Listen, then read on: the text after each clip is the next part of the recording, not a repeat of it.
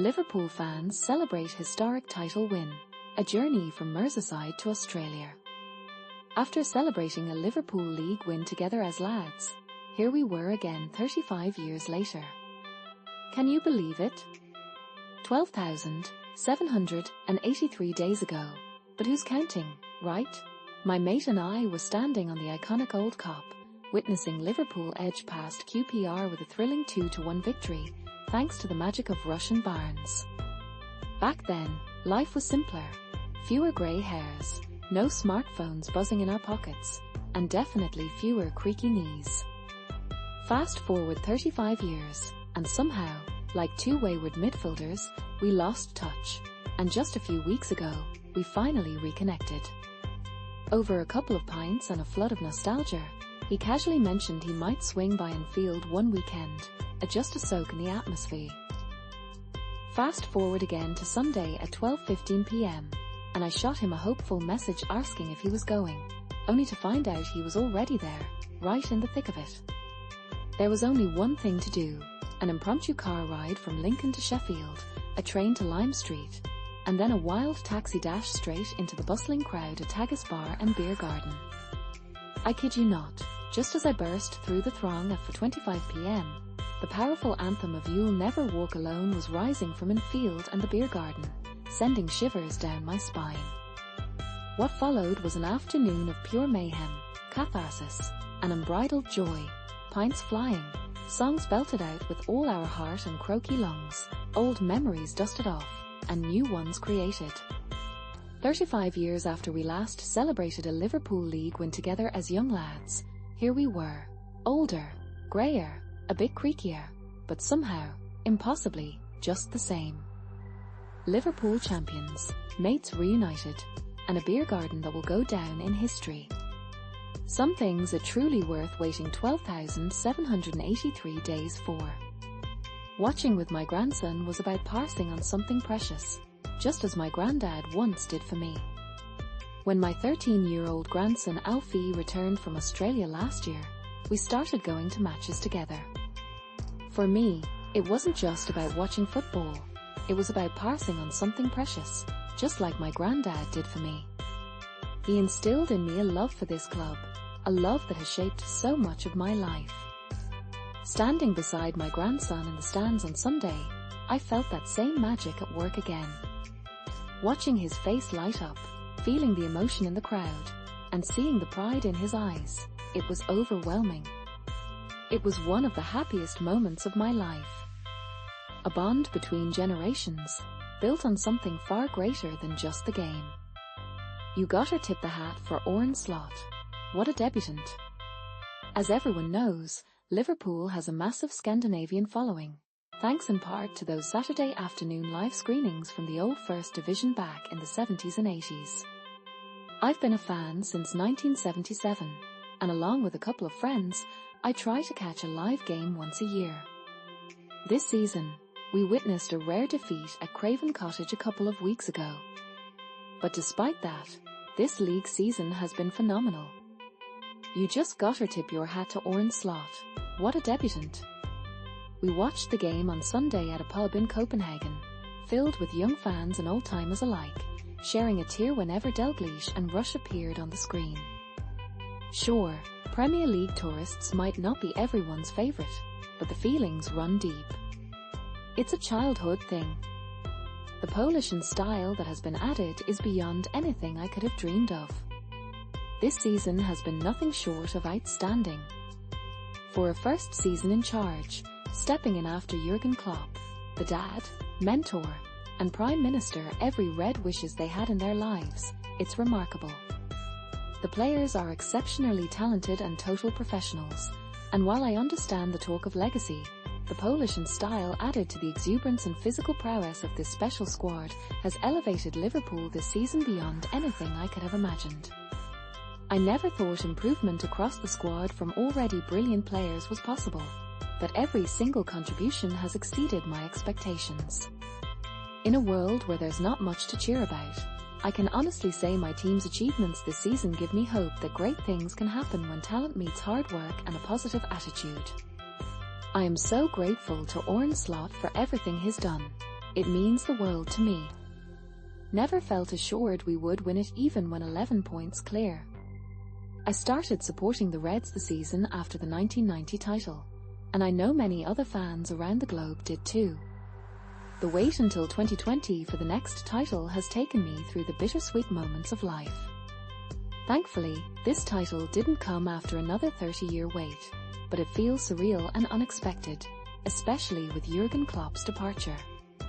I never felt assured we would win it, even when we were 11 points clear, but perhaps the moment it truly sank in was when Arsenal dropped points against Brentford just as Liverpool was beating the Hammers. I want to do the whole day again. Yesterday was my highlight. I was lucky enough to be at the game, and I'll never forget it. Even though we've known for a while it was coming, the sheer elation when the full-time whistle blew was something else. I've never experienced an atmosphere like Sundays, and I want to relive the whole day again. It felt so special to see my club, and the club of my dad, granddad, and great-granddad, win our 20th title in person. My dad was born on Anfield Road in the 1940s, and the site of his childhood home has long since been swallowed up by the stadium. He doesn't attend games anymore, but I'm so grateful he's still around to celebrate this incredible season. One of the most important things for us as a family is how the club has been a massive distraction during tough times.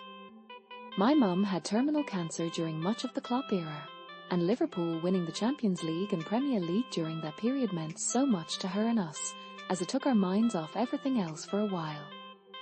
She passed away in 2021, but would have been over the moon to see the club finally celebrate a Premier League title with the fans.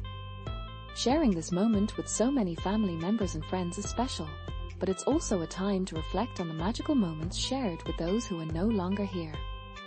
The special bond between club, city, community, and supporters all over the world. What a fabulous feeling! I first saw Liverpool on TV as a just-turned 9-year-old in 1977. I stayed over at a friend's house with a colour TV. Australia didn't get colour until 1975, and we got to stay up past midnight to watch the FA Cup final. Of course, we lost to Manchester United and weren't even wearing red. But that sealed my support for them ever since.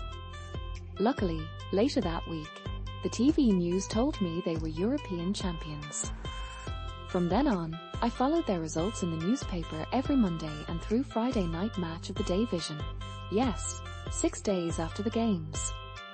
In the 80s, winning was regular, but so was the passion. Then came the Haysale tragedy, followed by a redemptive arc of the double in 85 to 86, where I finally got to watch a full live game for the first time in 9 years. More victories followed, but not without a fierce rivalry with Everton. During university, I had a job delivering newspapers through the bitter cold of a Canberra winter morning. I found out while doing so that the overnight FA Cup semi-final result was devastating, the Hillsborough disaster in '89. In all the barren years that followed after 1990, that never left me, the special bond between club, city, community, and supporters all over the world. The euphoria of Istanbul in 2005 and the flip side of a dam. Can Ferguson mess up a Man U season there and the collapse at the end of the 2013 to 2014 season? It felt like we would never bridge the gap to United and then City. Then Klopp arrived, and belief was restored, especially with Salah's arrival in 2017. The Barcelona semi-final second leg in 2019 was as special as Istanbul, but winning on Sunday means even more because we finally erased that Man U lead.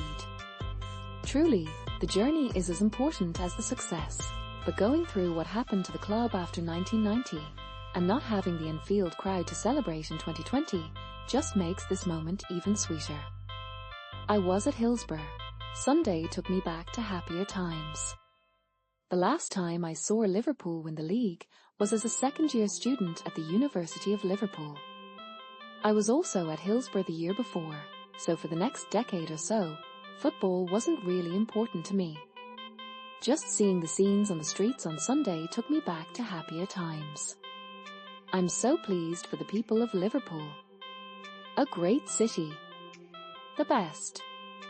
I knew from the very beginning of this season that Slot would take us back to where we belong. I've been a die-hard Liverpool fan since I was 12, long before Mo Salah was even born. My brother is a huge Man United fan, so you can imagine how that rivalry goes. In 2012, I saved £2,500 to travel to Anfield and watch our game against Man United, which we sadly lost 2-1. This season has been nothing short of astounding. With the culture Klopp nurtured and the work rate Slot maintained, I knew from the very beginning of this season that he would take us back to where we belong. We're back on our perch. I am an exiled Scouser who enjoyed Sunday celebrations at home with the kids. I'm an exiled Scouser who celebrated Sunday's victory at home with my kids, one of whom is named Virgil, born after our European glory in Madrid. They were going wild and jumping around, even though they're still too young to fully grasp the significance of the moment. Not unlike my own experience in 1990, I was around their age then, so I couldn't truly appreciate the gravity of it either. This feels like my first title win as well. I can't wait to go home and join in the celebrations and parade at the end of the season. Sending all the best to other exiled Scousers and fellow Liverpool fans around the world.